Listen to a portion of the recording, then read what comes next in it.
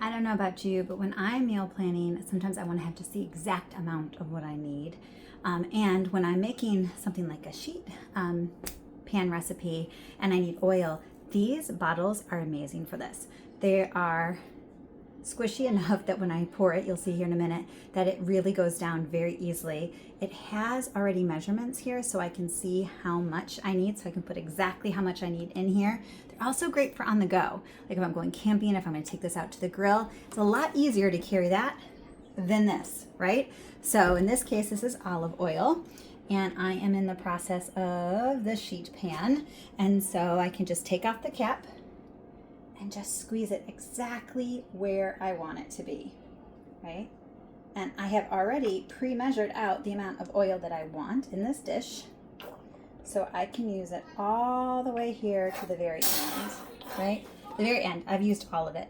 Now I can go ahead and wash this. And now I've done my my meal prep already. I've had this outline. I can have a bunch of these bottles, each one for each individual meal that I'm prepping, have them all ready. Plus, here's what's great. They're not just for food, even though they're obviously food safe, but you can use them for arts and crafts. You can use them outside if you want to put, liquid fertilizer for your garden and you want to use it. Use it for paint.